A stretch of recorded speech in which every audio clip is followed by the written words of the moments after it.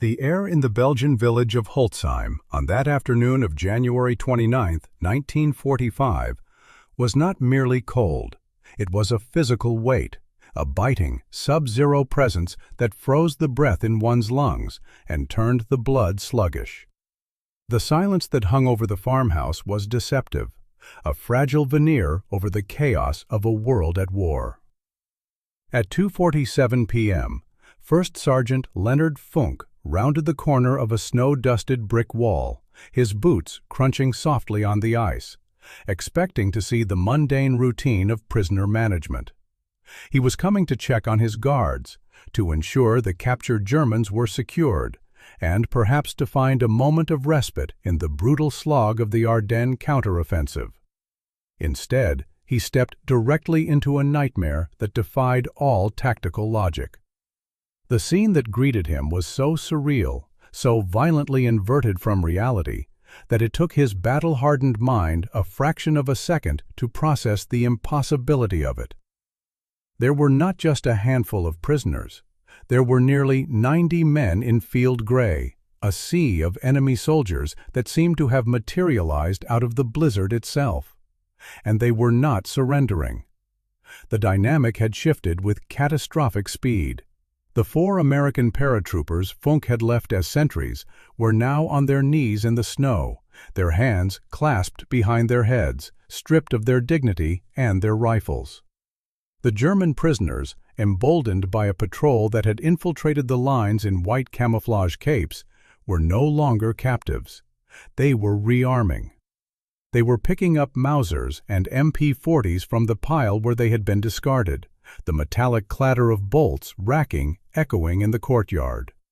They were organizing, shifting from a defeated mob into an assault force with a singular, deadly purpose: to strike Funk's company from the rear and annihilate them.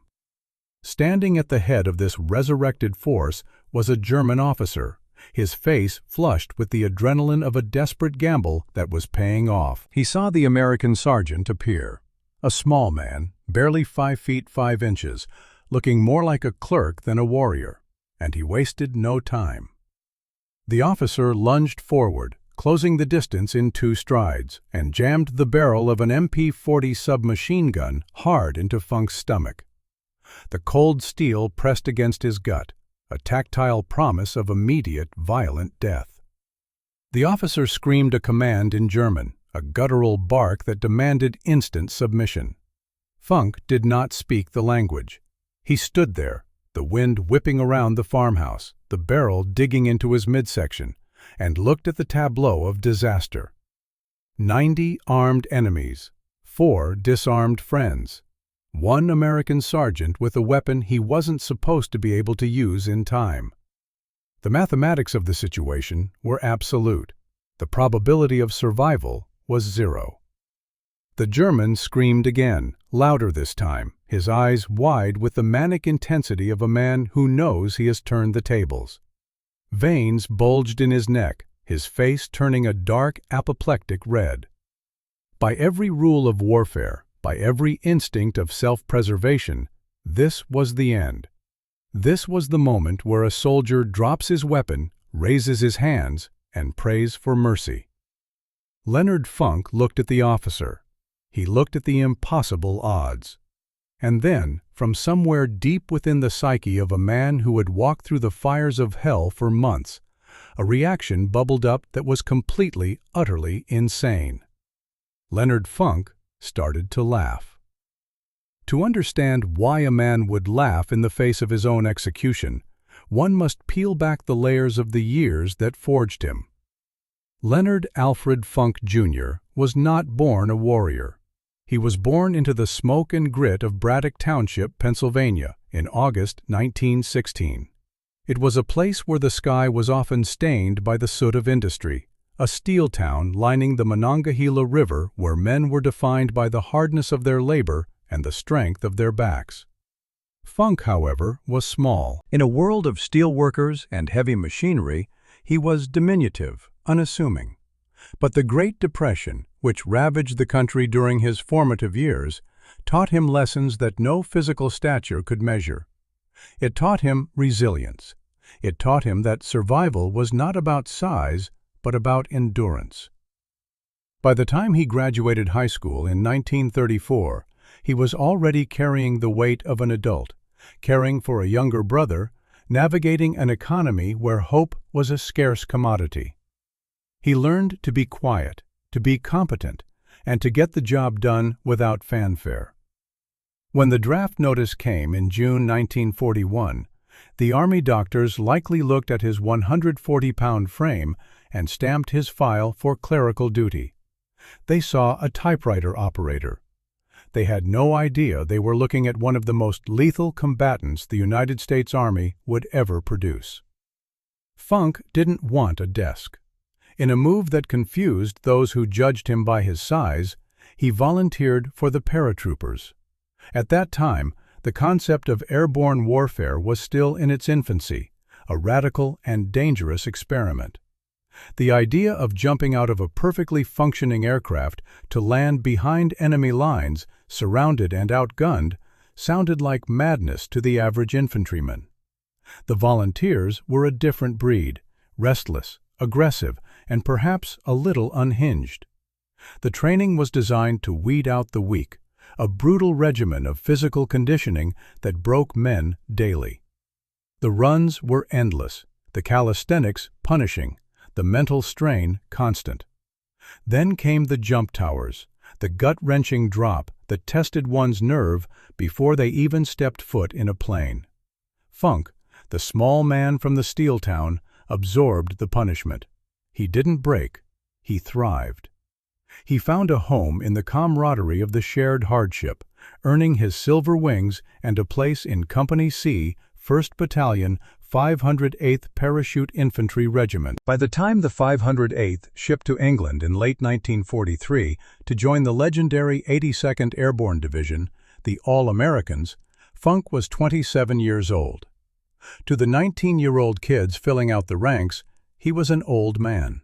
The 82nd was already famous, hardened by the campaigns in Sicily and Italy, full of veterans who carried the 1,000-yard stare of men who had seen death up close. Funk was the new guy, untested in battle, but he possessed a quiet, steady maturity that drew men to him. He didn't shout, he led. He became a squad leader not through bluster, but through competence. As the spring of 1944 turned toward summer, the tension in England became palpable. Everyone knew the invasion was coming. They spent their days studying sand tables and maps of Normandy, preparing for the Great Crusade that would break Hitler's fortress Europe. Then came the night of nights, June 6, 1944. At 1:30 a.m., the sky over France was a tapestry of terror. Funk stood in the door of a C-47 Skytrain, weighted down by 60 pounds of equipment, ammunition, grenades, rations, medical supplies, and his trusty Thompson submachine gun. The plane bucked and shuddered as German anti-aircraft fire exploded all around it. Tracers arced through the blackness like angry molten insects, hunting for the fragile aluminum skins of the transports. The pilots, flying into a wall of flak, couldn't climb. They were too low, barely 400 feet off the deck. The jump light flickered green. Funk threw himself into the void. The prop blast hit him with the force of a physical blow, spinning him into the dark until his chute cracked open. The descent was terrifyingly short. Below him lay occupied France, a hostile landscape where every shadow could be an enemy. The airborne drop on D-Day was catastrophic in its dispersion. The formations were scattered over 50 miles of French countryside. Men landed in flooded swamps and drowned before they could cut their risers. Others landed directly on German positions and were machine-gunned in their harnesses. Funk hit the ground hard. The impact sent a shock wave of pain through his leg. His ankle twisted violently, a severe sprain that flared with agony. He was alone in the dark, miles from his objective, crippled and surrounded. Most men would have holed up, waited for daylight, or surrendered. Funk buried his chute, gritted his teeth against the throbbing pain in his ankle, and started walking. He was 40 miles from where he was supposed to be, deep in the enemy rear. For the next 10 days, Leonard Funk waged a private war. Despite an injury that made every step a torture, he refused to stop. As he moved through the hedgerows, he began to collect stragglers, lost paratroopers from different companies and regiments, men who were disoriented and looking for someone to tell them what to do.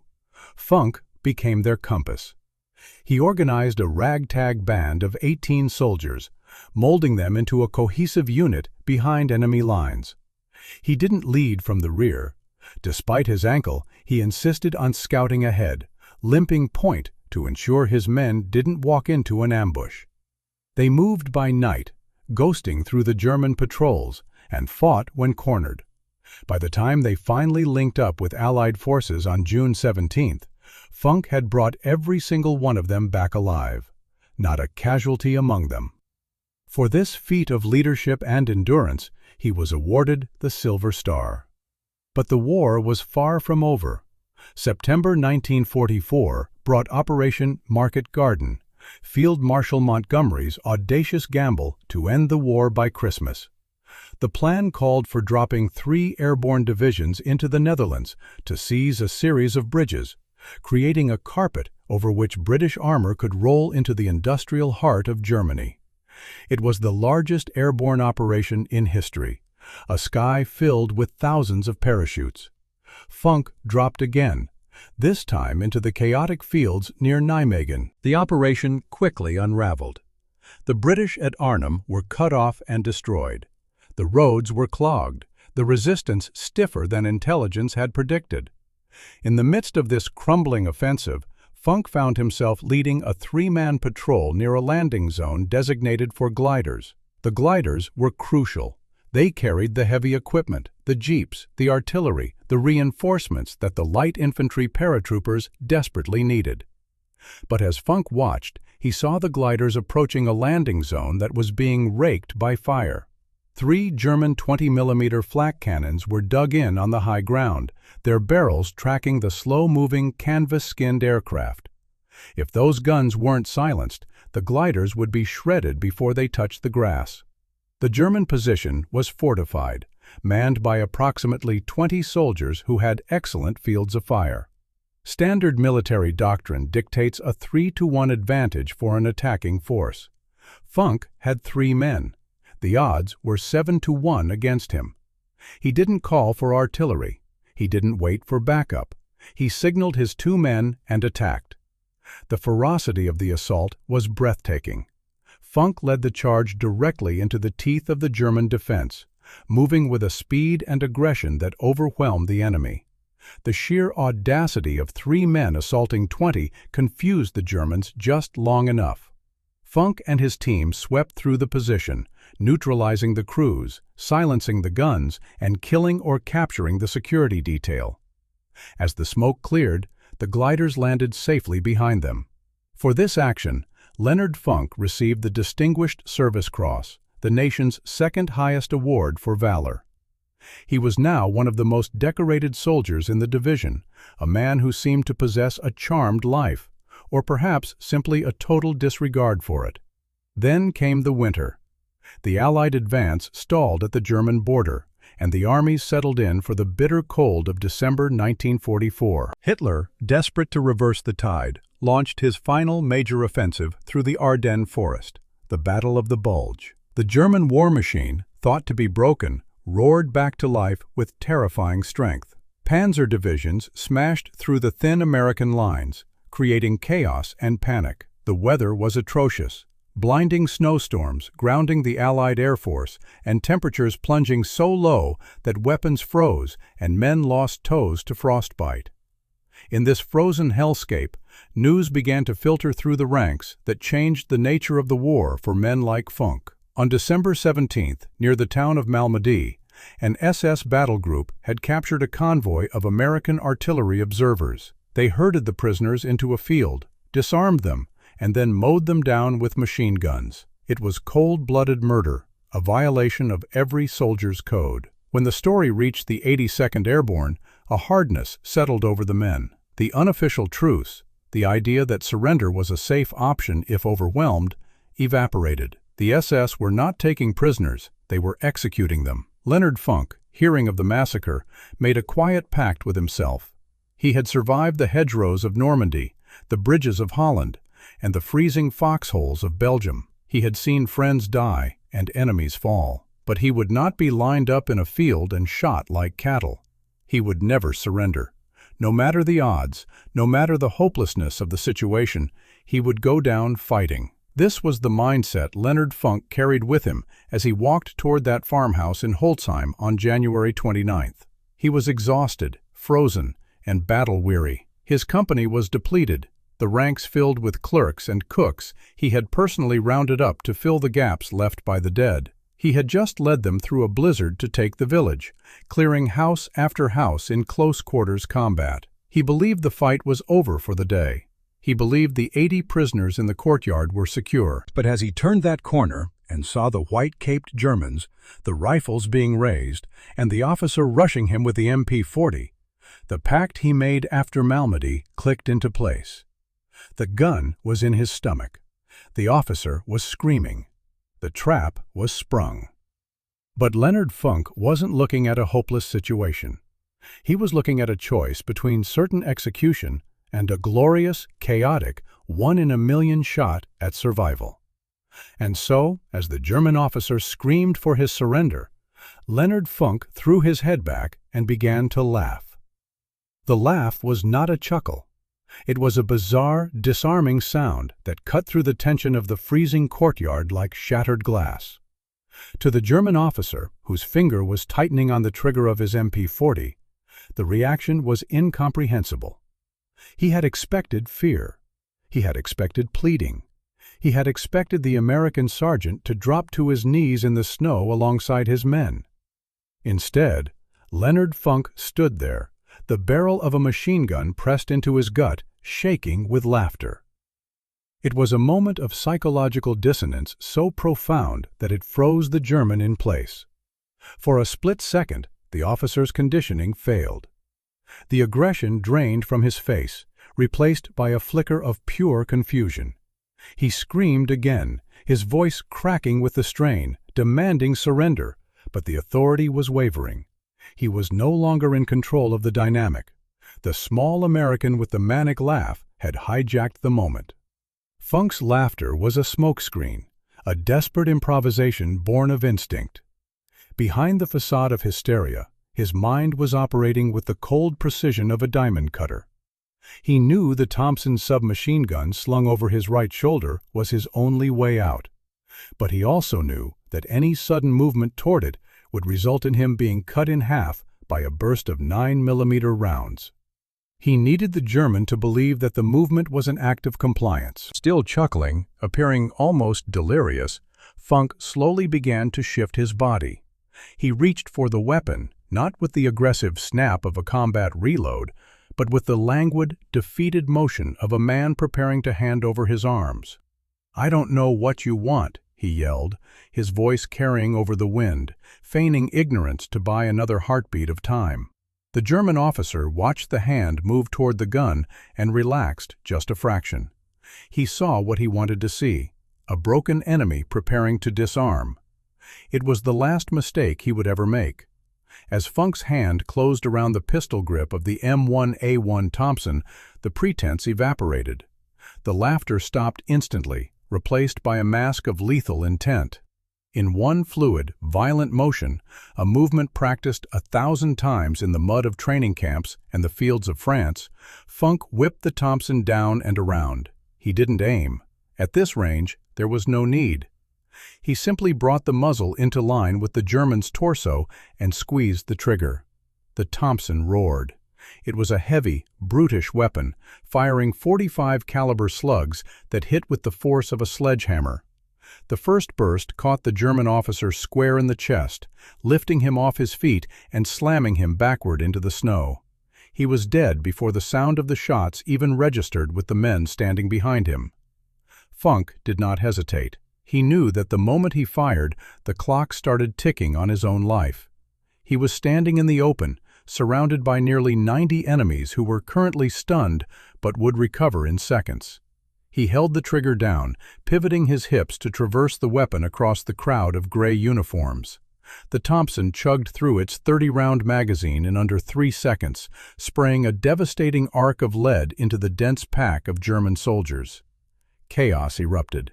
The courtyard transformed into a slaughterhouse. German soldiers, caught completely off guard, scrambled for cover, slipping on the ice, colliding with one another. Some raised their rifles to return fire, but the sheer ferocity of Funk's assault kept their heads down. The air filled with the screams of the wounded and the deafening clatter of automatic fire. The magazine ran dry. The bolt of the Thompson locked back with a metallic clack. This was the moment of maximum vulnerability, the 2 seconds it would take to reload. Funk dropped the empty mag, snatched a fresh stick from his webbing, and slammed it home, racking the bolt without breaking his stride. He was screaming now, not in laughter, but in command. "Get them! Get the guns!" he roared at his own men. The 4 American guards, who had been on their knees expecting execution, snapped out of their shock. They scrambled forward, grabbing rifles from the dead and dying Germans, and joined the fight. The dynamic had completely inverted. The Germans, leaderless and panicked by the sudden explosion of violence from a man they thought was surrendered, began to crumble. Funk was a whirlwind, moving constantly, firing in controlled bursts, dropping man after man. One American soldier near him was hit and fell, but Funk kept shooting, stepping over bodies, driving the enemy back by the sheer force of his will. It was over in less than 60 minutes, but the decisive violence had taken only 60 seconds. The gunfire died down as quickly as it had started, replaced by the groans of the injured and the howling of the wind. The snow in the courtyard was no longer white. It was a ruined tapestry of red and gray. Funk stood in the center of the carnage, his chest heaving, steam rising from the barrel of his Thompson. Around him lay 21 dead German soldiers. Another 24 were wounded, writhing on the frozen ground. The remaining 40-odd men had thrown down their weapons, their hands high in the air, terrified of the small, demon-like American who had just decimated their ranks. Funk looked at the devastating scene, wiped the sweat and grime from his face, and turned to one of his squad mates. "That," he said, his voice flat and devoid of adrenaline, "was the stupidest thing I've ever seen." The news of what happened at Holzheim spread through the 82nd Airborne like wildfire. Soldiers love myths, but this wasn't a myth. The bodies were there to prove it. The story of the first sergeant who laughed at a firing squad and then killed nearly 24 men single-handedly became legend. When the paperwork for the Medal of Honor was submitted, it sailed through the chain of command. There was no debate, no need for witnesses to corroborate the details. The aftermath spoke for itself. The citation, when it was finally written, was a masterpiece of understated military prose, describing how Funk, facing almost certain death, had acted with conspicuous gallantry and intrepidity. But the war didn't end that day. Funk kept fighting. He led his company until the German surrender in May, surviving the final, brutal push into the heart of the Reich. When the guns finally fell silent, Leonard Funk was the most decorated paratrooper of the conflict. He wore the Medal of Honor, the Distinguished Service Cross, the Silver Star, the Bronze Star, and 3 Purple Hearts. He had been wounded 3 times and refused to quit. He had earned every award the United States Army could bestow upon a soldier, and several from foreign governments as well. He was a hero in the classical, Homeric sense of the word. And yet, when the ships brought the troops back home in 1945, Leonard Funk did not seek the spotlight. He didn't write a memoir. He didn't go on a speaking tour to relive his glory days. He didn't try to parlay his fame into a political career. On September 5, 1945, he stood in the White House, his uniform crisp, his face stoic, as President Harry S. Truman placed the pale blue ribbon of the Medal of Honor around his neck. Truman, a man who understood the weight of history better than most, looked at the diminutive paratrooper, and spoke words that would be etched into history. "I would rather have this medal," the president said, his voice thick with emotion, "than be President of the United States." It was the ultimate tribute, the most powerful man on earth acknowledging that power pales in comparison to pure, unadulterated courage. Then, Leonard Funk did something even more remarkable than his wartime feats. He went back to being normal. He returned to Pennsylvania, to the smoke and the rivers of his youth. He married his sweetheart, Gertrude, and they had 2 daughters. He took a job with the Veterans Administration. For the next 27 years, the man who had wiped out a German platoon in 60 seconds sat at a desk, helping other veterans get their disability checks, their education benefits, and their medical care. He became a bureaucrat in the noblest sense of the word, fighting a different kind of war against red tape and indifference to ensure that the men he had served with were taken care of. Those who worked with him in the Pittsburgh office often had no idea who he was. To them, he was just Mr. Funk, the quiet, diligent division chief who never raised his voice and always had time to listen to a veteran's grievance. He rarely spoke of the war. The medals stayed in a case, brought out only for reunions or formal events. When pressed about Holtzheim, about the laughter and the killing, he would shrug, an uncomfortable flicker in his eyes. "I just did what had to be done," he would say. It wasn't false modesty. It was a genuine inability to view himself as special. In his mind, the real heroes were the ones who didn't come back, the boys who died in the hedgerows of Normandy or the frozen forests of the Ardennes. He was just the lucky one who survived. Leonard Funk retired in 1972 and lived a quiet retirement in McKeesport. He died on November 20th, 1992, at the age of 76. He was buried in Arlington National Cemetery, Section 35, grave 23734, surrounded by thousands of other white headstones. His passing was noted in newspapers, but he never achieved the pop culture fame of Audie Murphy or Alvin York. There were no movies made about him, no action figures sold with his likeness. He remains a figure known mostly to historians and the paratroopers of the 82nd Airborne, who still speak his name with reverence. But the legacy of Leonard Funk is not about fame. It is a lesson in the nature of human potential. We often think of heroes as larger-than-life figures, men of imposing physical stature and booming voices. Funk was 5'5". We think of courage as the absence of fear. Funk was terrified. The story of the man who laughed at death teaches us that when the gun is pressed against your stomach, when the odds are 90-1, and when the world screams at you to surrender, you still have a choice. You can kneel or you can laugh and fight. In the final analysis, Leonard Funk's life was defined not just by the 60 seconds of violence in a Belgian courtyard, but by the decades of quiet service that followed. He saved lives with a machine gun in 1945, and he saved lives with a fountain pen for 30 years after that. He was the embodiment of the citizen soldier, the man who picks up the sword when necessary, wields it with terrible efficiency, and then lays it down to build a life of peace. The laughter in the snow was not madness. It was the sound of a free man refusing to submit to tyranny, the defiant echo of a spirit that could be killed, perhaps, but never conquered.